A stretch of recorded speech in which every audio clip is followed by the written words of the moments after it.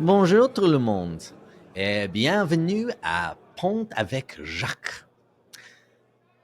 As you might have guessed from that introduction, today has something to do with France. So, earlier this season, we looked at the reception of C.S. Lewis in America, and today we're going to be looking at his reception in France. This is one of my copies of The Lion, the Witch, and the Wardrobe in French.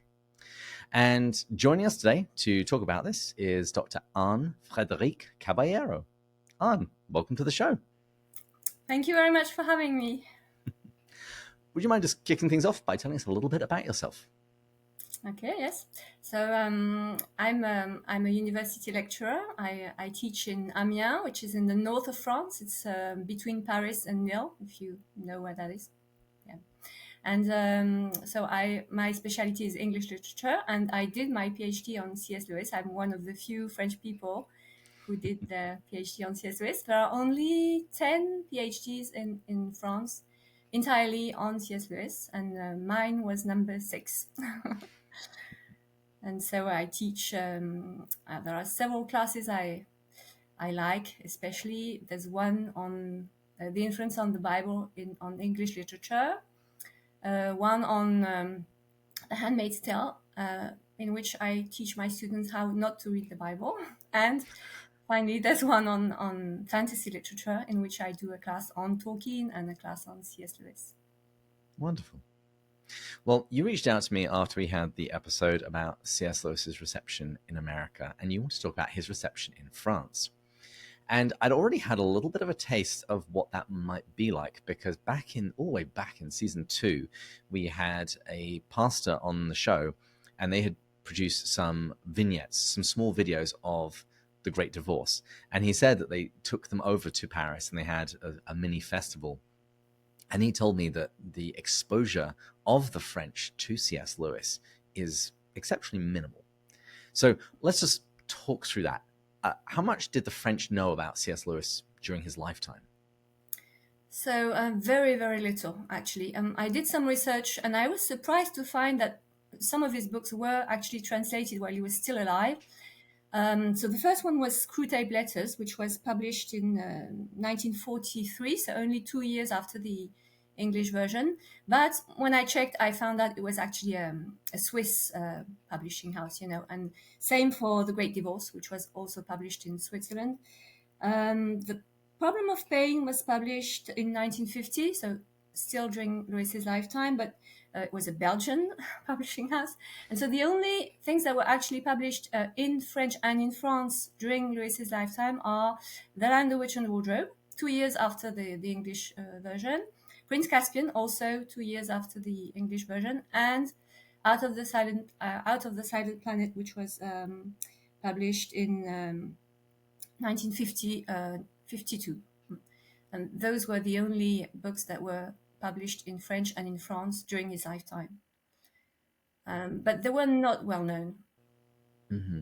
And what really happened after that, through the rest of his life, his death, and afterwards? How much exposure has France had to C.S. Lewis?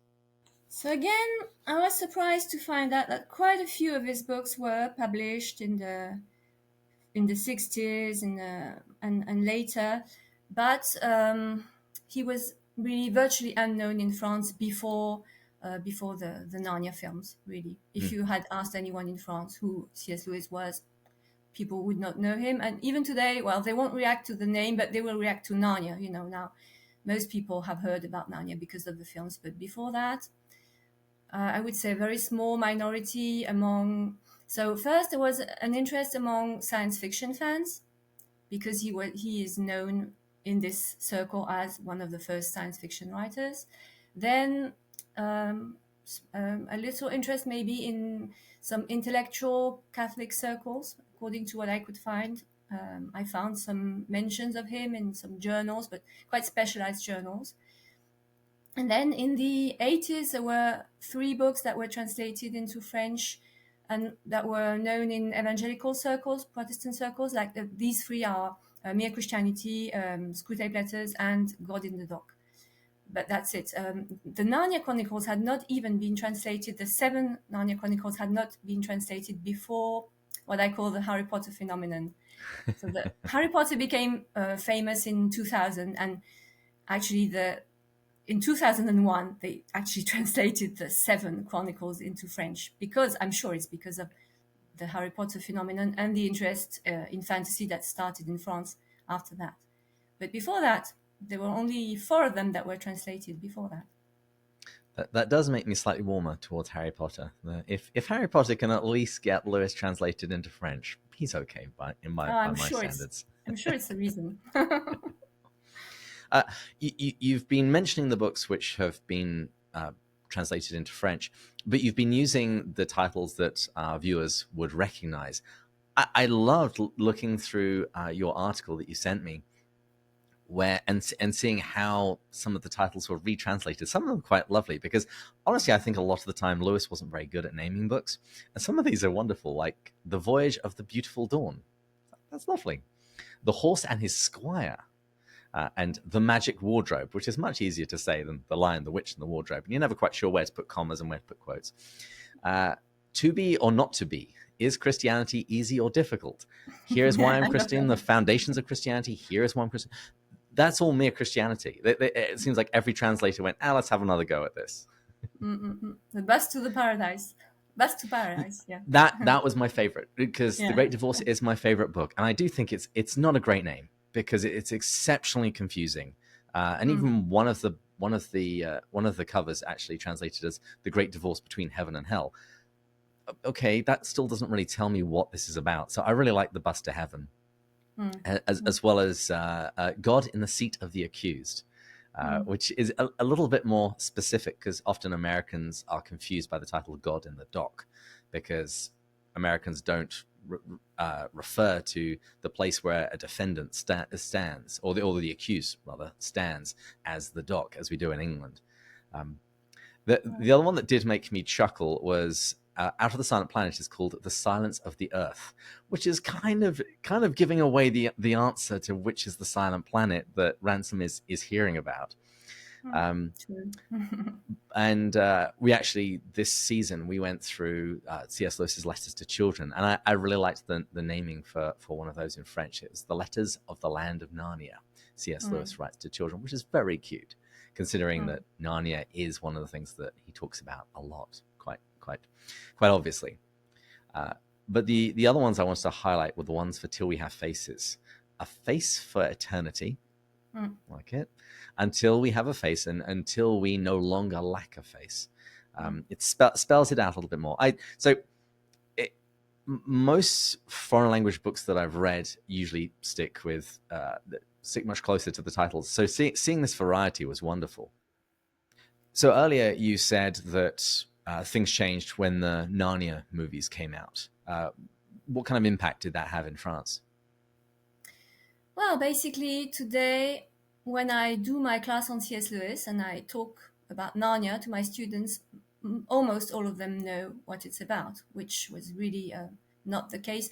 Before that, when I did my master's thesis, I wanted to work on a comparison between Narnia and Harry Potter, and I went to see my university professor, who was a specialist in English literature, and I was amazed to hear that he had never heard of C.S. Lewis, just to give you an idea. And that was a specialized place, a university where, specialized in English literature. So I couldn't believe it when he told me, who is this guy? C.S. Lewis? He didn't know. So... So up until now, we've been speaking about Lewis's primary sources, the books which he himself wrote. What has the landscape looked like with regards to secondary literature about C.S. Lewis?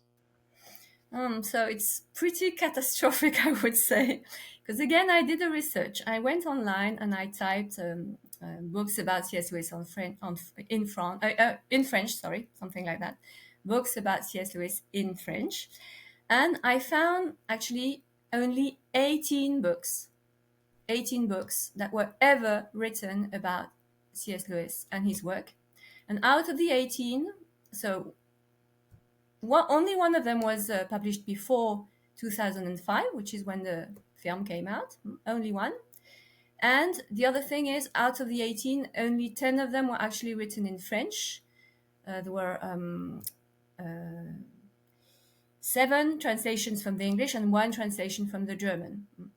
And so, and out of the 10, there were 3 doctoral dissertations, 2 monographs, so not books for the general public, and the others are mostly books that give you clues on how to understand Narnia for the general public.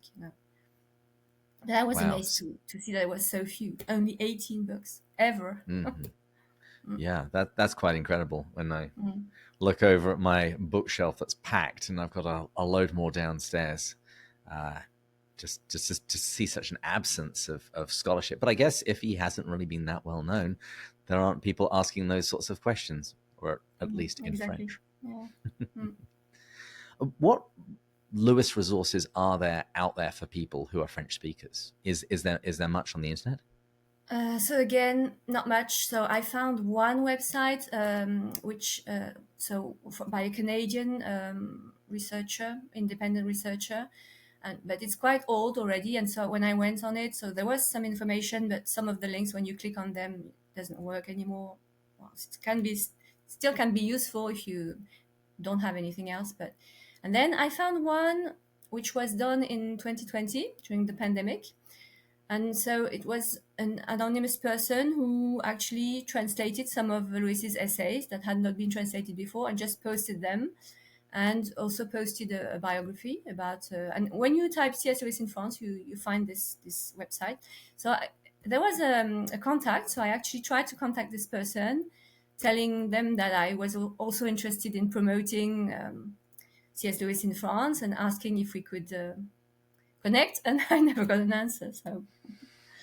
And apart from that, really, there's hardly anything, From time to time, you can find something by chance, but there are no things that are really like dedicated podcasts or websites or things like that just on C.S. Lewis. Well, actually, there is one YouTube channel that was created in November 2023, so quite recently. So it's called The Stone Table, and it's on Narnia. But there are only about 200 subscribers, including me. So, and me, I actually subscribed to that this morning. Okay, all right. And so there's something else that I actually started a Facebook group on the what do you call it? The thing you created, the C.S. Lewis Reading Day. Is that what you call it? Yeah. Yes. So to celebrate C.S. Lewis Reading Day, I created a Facebook group called C.S. Lewis en Francophonie, and I tried to invite people to join this group. And so I've got about, I think, 30 people on there, but they're not all French, I'm afraid. And so 2 weeks ago, we started actually a French C.S. Lewis book club. And so we are reading The Lion, the Witch, and the Wardrobe. So we've done the first 4 chapters. But there are 9 people there, and among the 9, there are 3 who are not even French, but like speaking French. So It's a very small start, but I'm really hoping that I can promote C.S. Lewis in France. That's really my dream, would be to do something like this podcast or something like that in French. But yeah, it's early days. But well, if you ever want help setting that up, let me know. I think that'd be a wonderful idea. I actually found the Spanish version of you a couple of years ago, who's doing a lot of Lewis stuff in Spanish. So if people want to get hold of you, they could find that Facebook group. As we start to wrap up a little bit, would you mind just telling us about your own area of study and interest, particularly in Lewis? What is it about his writings that you've explored in detail? So I did my PhD on C.S. Lewis and gender. So when I did it I defended it in 2009, and at that time there was not much that had been done on this topic. And so my professor, the professor that who was my director, said, well, you could work on that topic because there's still a lot to be done on this. And so I published my work in 2011, and then, so it was in French, so nobody read it, obviously. And then 2 years later, Monica Hilder published the first of her trilogy on C.S. Lewis and gender. And so when I read it at first, I thought, wow. So either she copied me, or I've got a kindred spirit on the other side of the Atlantic. And then I got to meet her, and obviously it was the second solution, because she doesn't even read French. So now we're friends. We've become friends, and we've had more or less the same ideas. So that was nice to discover someone who had the same ideas as me on C.S. Lewis and gender. I started from the idea that he was not that misogynistic, that you know, because I heard that and I thought, well, I don't know, I have to think about this. And yeah, so my conclusion is no, he's not misogynistic. Oh yeah. That's reassuring. Next season, we're going to be doing Perelandra. So we are going to start putting our toes in the water of C.S. Lewis and gender, where he speaks about it a little bit more directly. So expect an email from me sometime next year. This was wonderful. Thank you for guiding us through the impact, or the early stages of C.S. Lewis's real impact in France. I'm hoping that the upcoming Netflix releases with Greta Gerwig will they will hopefully really stoke people's interest in France, and you'll just be there ready and waiting to hand out the books as people are leaving the cinema. Yes. And if I could just make a little appeal, if there is anyone listening to Pints with Jack who is a French speaker, I don't know, in Switzerland, in Belgium, in France, wherever, please contact me if you're interested in promoting C.S. Lewis in France. Because just now, I haven't found that many people who are interested in this project. So I'm really looking for people to do it with me. I don't want to do it on my own. So please contact me. Well, if the Inklings taught us anything, well, it's best to do things in community. I agree. Yeah. And I'll make sure that there are links to everything that you've mentioned in the show notes, so people can get all the information easily, as well as find your Facebook group quickly, and we'll post your article on pintsforjack.com. Okay, I'll send you the last version, because there are a few things I changed. Because, for example, there have been 2 theses that have been defended very recently, so I added them. The version that I send you is, and also about the YouTube channel. There are more subscribers now and things like that. And I've also mentioned at the end the fact that I started the reading group and all that, So I'll send you the updated version. Yeah. That's perfect. Thank you very much. And viewers, please join us again next time when we'll continue going further up and further in. Cheers.